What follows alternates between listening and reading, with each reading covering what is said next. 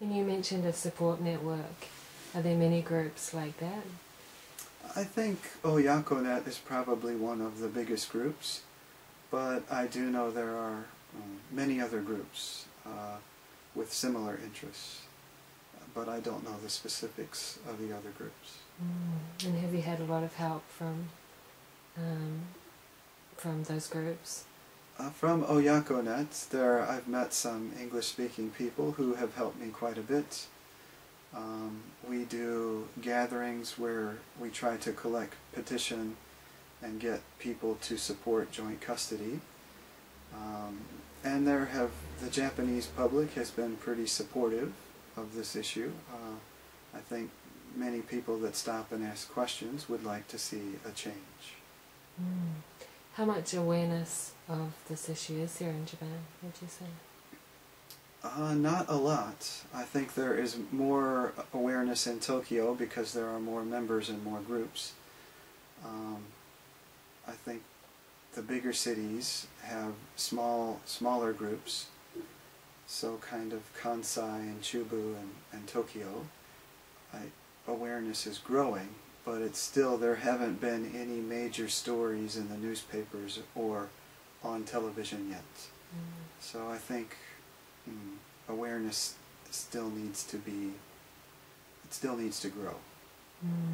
What do you do to hand out flyers?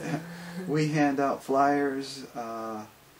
In Tokyo, I guess they meet every 2 weeks, but we have a demonstration and a meeting just once a month, usually in Kyoto or Osaka, Nishinomiya, those kind of places. I'm in contact with my embassy, so they're kind of aware of my case and other similar cases. I've contacted my senators and congressmen in America, so they're aware of the issue. In Japan, many of the Japanese members have also contacted their representatives, and Diet members as well.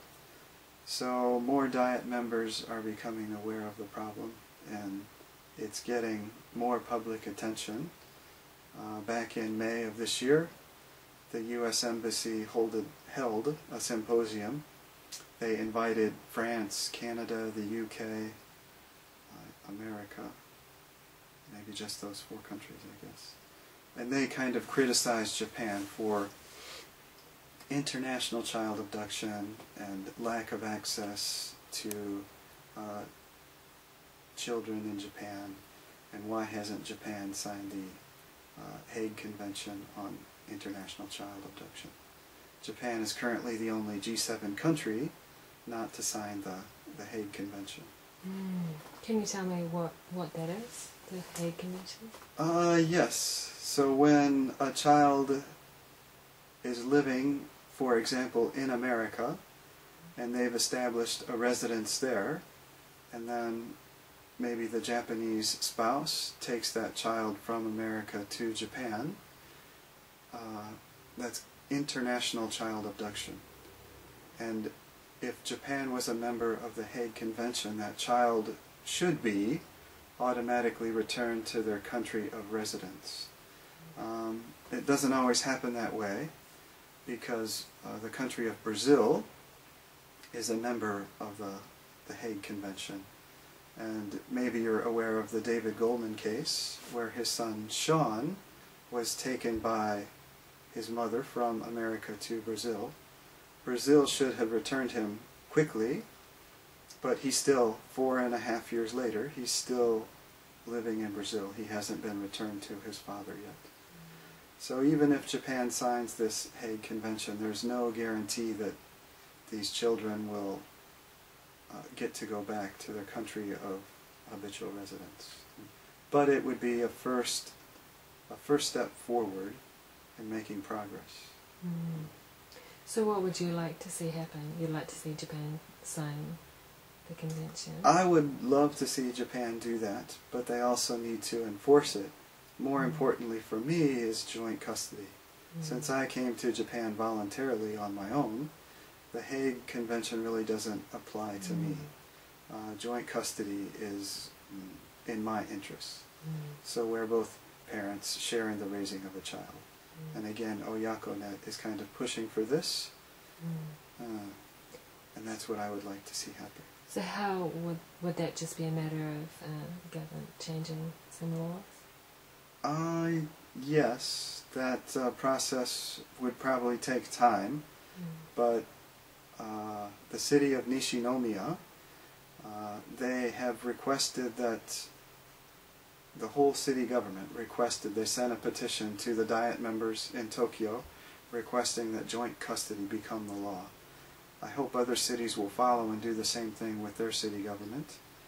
I think there is support behind joint custody, and I'm hoping that in the near future Japan will change the law so joint custody is possible.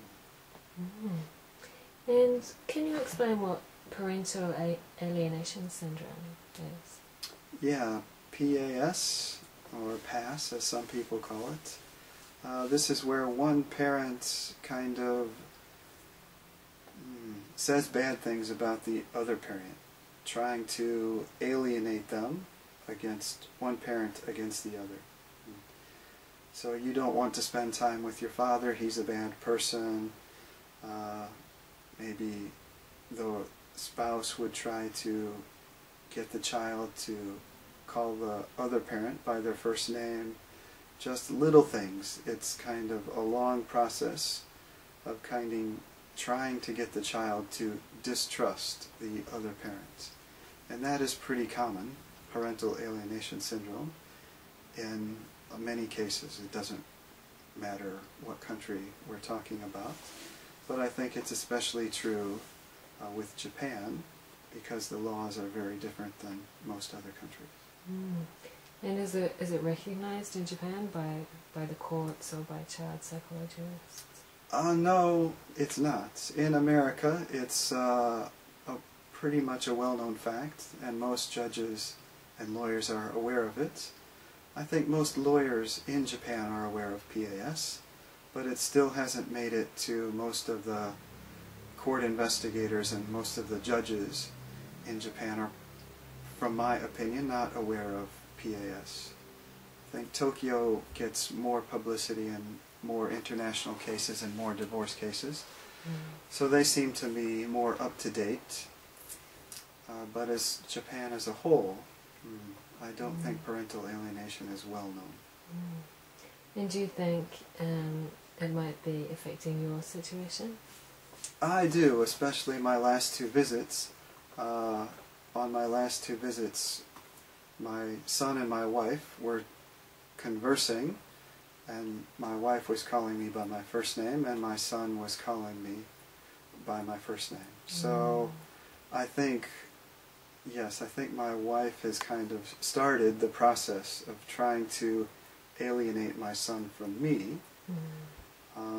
When we were together, he would still call me Tosan, but when he talked to my wife, he was using my first name. So I was a little disappointed to hear that, and a little bit nervous about my next visitation, whenever that will be. Will it be worse than it was last time? Did you try and talk to her about it? Ask her not to do that? No. Every time I try to discuss something, it tends to end up in a disagreement or an argument. So when I visit my son, I do everything possible to prevent an argument, so we don't talk a lot about things in front of my son.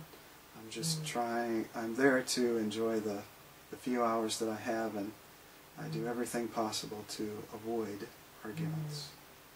So what would be your ideal outcome in your case? Ideal outcome? Well, my ideal outcome would be every other weekend with my son, including summer vacation and winter vacation in America. That's what I've requested at the court, but from the court standpoint or viewpoint, that will be highly unlikely. I don't think those things will happen. But if I had my wish, that's what I would like. And you're staying in Japan because your son is here? That's right. I just renewed my visa, so I have another 3 years in Japan. And I was hoping for a long-term visa.